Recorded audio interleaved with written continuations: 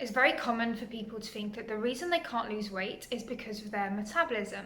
Well, in this video, I'm going to be explaining why that's probably not the case. I'll talk to you about what your metabolism actually is, why it's probably not slower than what you think, and what you can do about it.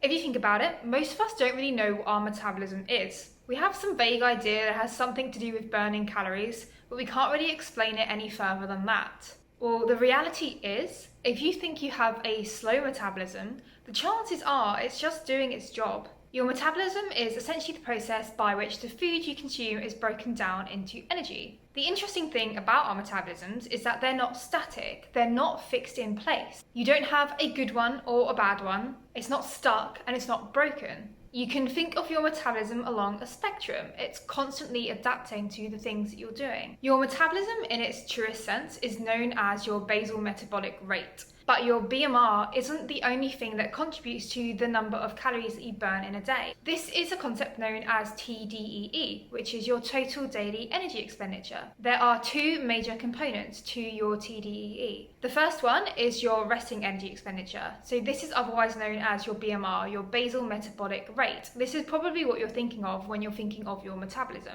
This accounts for all of the processes that are going on in your body to sustain vital functioning. So in other words, if you were lying in bed all day, or if you were comatose, this is the amount of energy that you would require to keep your body alive. And this is directly related to our body composition. So, contrary to popular belief, the larger you are, the faster your metabolic rate is.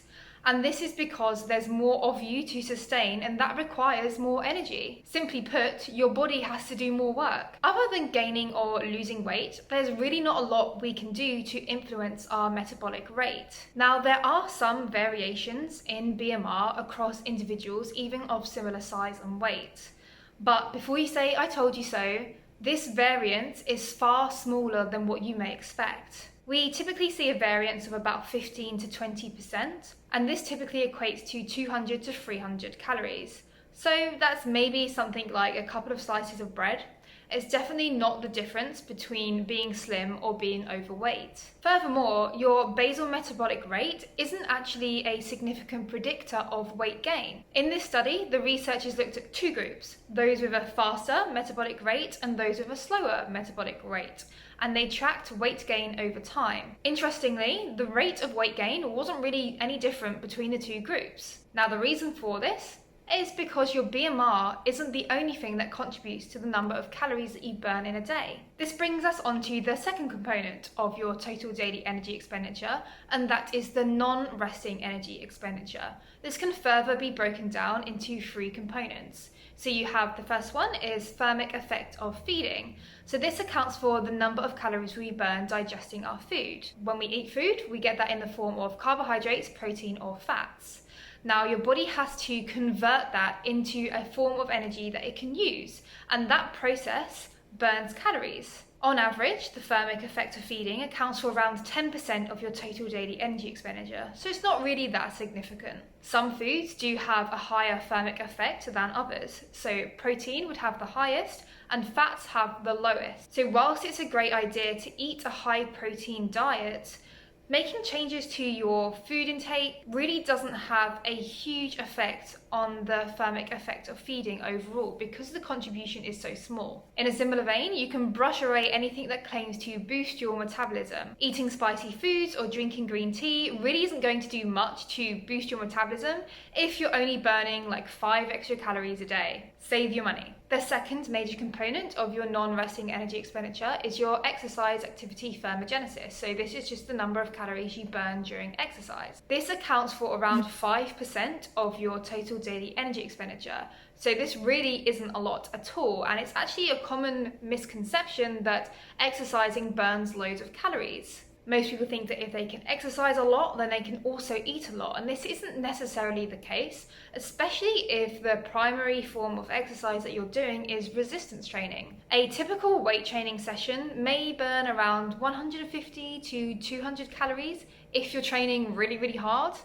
And if you think about it, it's far easier to eat 150 calories than it is to do an intense weightlifting session. It's also very difficult to actually know how many calories you're burning during exercise. These activity trackers that you can get nowadays aren't very accurate, so trying to match your energy intake to what your Fitbit is telling you on your wrist probably isn't a very good idea. Not to mention, some people find that their appetite actually increases when they exercise more, so it's very easy to overcompensate on those calories. The research also shows that we're more likely to reward ourselves with food if we think we've had a tough exercise session. And in one study, when participants thought they were taking part in fat-burning exercises, they actually overcompensated on their food intake, probably because they think they've earned it somehow. Now, fat-burning exercises do not exist. If you think about it and you're only burning 150 to 200 calories in your weightlifting session, how many calories do you think your individual exercises are burning? Not much at all. This is also probably a pretty negative mindset and negative attitude towards exercise to have. Exercise is great for a number of things, such as building strength, acquiring skills, getting jacked, stress relief, cardiovascular health, and so on. Try to move away from the idea of exercise for burning calories. Otherwise, you're going to be stuck on a little hamster wheel to hell, and at some point you're going to fall off and probably into a big pile of tasty food. Keep the true purpose of your exercise in mind. This is all sounding a little bit miserable, but don't worry, it does get better. The final component of your non-resting energy expenditure is NEAT, and this is an acronym that stands for Non-Exercise Activity Thermogenesis. And all that refers to is the number of calories that you burn doing day-to-day activities outside of formal exercise. And this includes things like going for a walk, doing the chores, buying groceries, taking your dog for a walk, cleaning the house, singing in the shower. As you might expect, this varies massively between individuals. Some people move around far more than others. This is the most significant component of your energy expenditure, i.e. the number of calories you're burning in a day. A couple of reasons for this. One, we are living increasingly sedentary lifestyles. So many of us have office jobs, 9 to 5, where we're stuck sitting at a desk in front of the computer all day and we're not really moving around. We also drive everywhere nowadays rather than walking. So on the whole, we are far less active than what we used to be. The other reason that NEAT is pretty important is because it's the one component of your energy expenditure that you have the most control over. And this is really what's going to make the difference between being able to eat more or being able to eat less. It's not your slow metabolism. It's likely the fact that you're not moving around so much. To bring it back to my initial point, if you think your metabolism is slow, it's probably just doing its job. Your body will utilize however much energy it requires, and we get our energy in the form of food. So if you're eating more food than what you need, the additional energy is going to be stored as fat. Rather than focusing on your basal metabolic rate, which you really don't have that much control over, look to the aspects that you can control. And as I said, out of everything I've spoken about, NEAT is the one that you have the most control over. You can't motivate your metabolism. I've heard that one before, but you can go on a walk. So my 5 ultimate tips for if you think your metabolism is screwed. 1. Realize that your body composition is something that you have control over.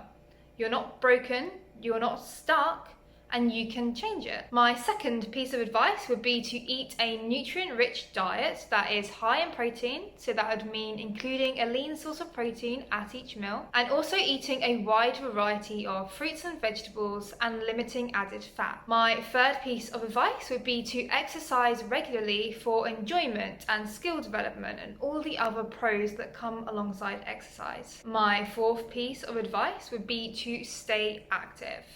If you've got a sedentary job, then make a conscious effort to get up regularly, stretch your legs, just take 5-minute breaks every now and then. One thing to remember is that small bits throughout the day really do add up.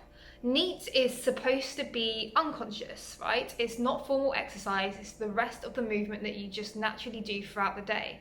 But because we are living these increasingly sedentary lifestyles, it may be worth just keeping an eye on your step count, because that's one way that we can have some kind of measurement to gauge an idea of how active we really are.